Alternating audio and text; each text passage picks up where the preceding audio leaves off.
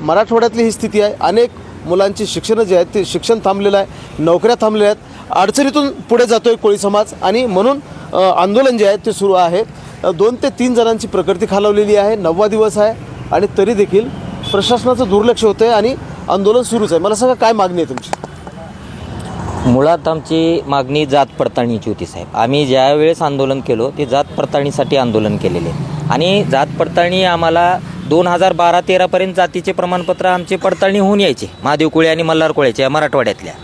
परंतु आता 2013ला ज्यावेळेस ही बंद झालं, प्रक्रिया बंद झाल्यानंतर समितीनं फेटाळल्यानंतर आम्ही न्यायव्यवस्थेकडे मागणी केली। न्यायव्यवस्था आम्हाला देते जात पडताळणी आणि खऱ्या अर्थाने या बालाघाटमध्ये राहणारे, या 4 जिल्ह्यात राहणारे हे महादेव कोळी मल्हार कोळी हेच खरे आहेत। परंतु त्या मराठवाड्यातली महादेव कोळी आणि मल्हार कोळ्याची लोकसंख्या ग्राह्य धरून जे तिकडं 25 आमदार जे आदिवासीचे आमदार आहेत, जे आता आम्ही आदिवासी जे आमचे बंधू आहेत ते 25 आमदार आणि 5 खासदार यांचा रेटा आणि त्यांच्या षडयंत्रापोटी या मराठवाड्यामध्ये महादेव कोळी नाहीत आणि मल्हार कोळी नाहीत, हे राजकीय लोकप्रतिनिधीने केलेलं षडयंत्र आहे। आमच्या समाजाला संपवण्याचं षडयंत्र आहे। मुळात आम्ही आहोत आणि आमचे वंशज आहेत ते मुळात तिकडचे मराठवाड्यामध्ये महादेव कोळी हे पूर्वीपासून म्हणजे असं आहेत आणि हे सरकारमध्ये बसलेले आत्ता बावनकुळे साहेब, मुख्यमंत्री देवेंद्र फडणवीस, हे सगळे अजित पवार, या सगळ्यांना माहीत आहे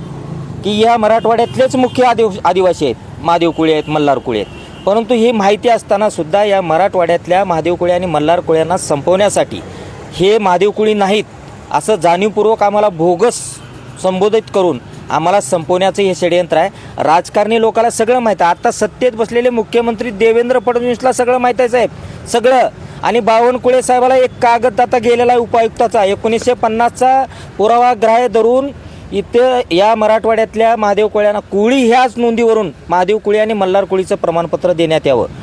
अर्ध्या महाराष्ट्रामध्ये कोळी या नोंदीवरून महादेव कोळीचं प्रमाणपत्र मिळते, मल्हार कोळीचं प्रमाणपत्र मिळते, टोकरे कोळीचं मिळते, ढोर कोळीचं मिळते, डोंगरे कोळी समाजाचे ज्या उपजाती आहेत त्याचे प्रमाणपत्र जे आहे ते तातडीने इश्यू व्हावेत।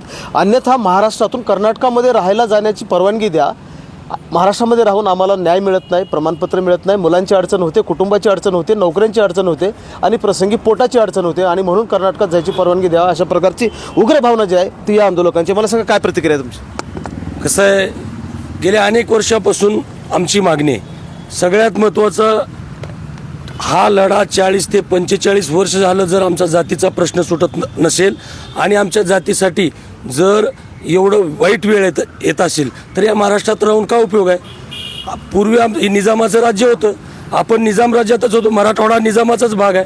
मग आम्ही भारतामध्ये निजामनंतर समावेश झाला मराठवाडा, पहिला आम्ही भारतात नव्हतोच।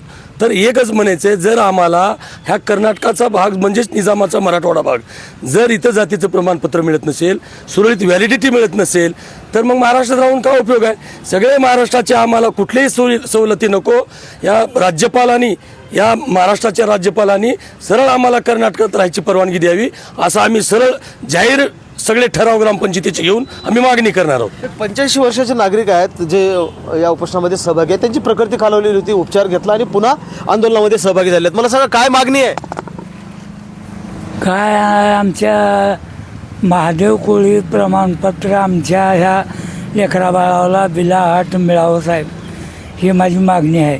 मी 40 वर्षानं मी अशिक्षित माणूस राहून उपोषण त्या लातूरला सुद्धा केलं, ह्या निलंगा तालुक्यात त्या नदीत केलं, त्या अहमदपूरला तलावात कोळी समाजाचं जर प्रमाणपत्र मिळत नसेल तर मग कुठल्या जातीचं आवडेल तुम्हाला? मला ह्या शासनानं ह्या महाराष्ट्रात जी बी कोळी सोडून दुसरी जात आहे ते कुठली बी दे म्हणावं। आमच्या आईबापानं आम्हाला जन्माला घालून कोणाच्या तुम्ही तर कोळ्याच्या म्हणून सांगितले, आम्ही कोळी म्हणून मागतो आणि गावाला जर कोळी नाही ठरवायचं तर तेव्हाच्याच मनावर आम्ही कोणाला जन्माला ते तेव्हाच्याच मनावर देऊ। म्हणजे पिढ्यानपिढ्या आम्ही कोळी आहोत, महादेव कोळी आहोत आणि म्हणून प्रमाणपत्र मागतोय आणि जर सरकारला ते द्यायचंच नसेल तर मग सरकारने ठरवावं की आम्ही नेमके कोणत्या जातीचे आहोत।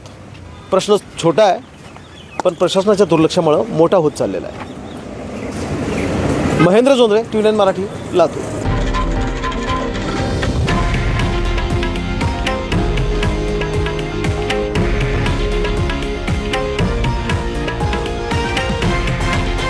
हे आहे देशातील नंबर 1 न्यूज नेटवर्क आणि आपण पाहत आहात TV9 मराठी, एकमेव.